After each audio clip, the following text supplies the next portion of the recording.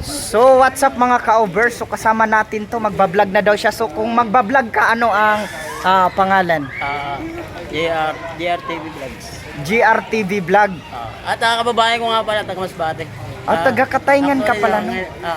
Katayngan Masbate. So bumabalik ka pa. Umuwi ako noong 2018 pa. Ba't ang tagal mo na? Wala pang pandemic. Siyempre, pag walang budget. Siguro may asawa ka na dito. Nagkakasawa pero iwalay. Hiwalay? Pero may anak ka na? Wala pa. Wala pa? Kaso meron kasi puro panganay. Joke lang. Puro panganay.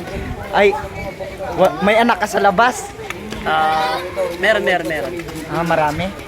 Single dad ka? Kala ko wala. Banat na yung mga banat. So ngayon, pag nag-vlog ka na, ano ang content mo? Siyempre, kahit basta nakakatawa gagaya lang kita. Mga nakakatawa. Solo o merong tropa? Anong gusto mo na vlog? Solo. Solo lang, ikaw lang mag-isa? Travel. Nahilig ako sa travel. Travel. So mag-travel ka mag-isa? Anong gamit mo? Motor? May motor ka? Oo, motor.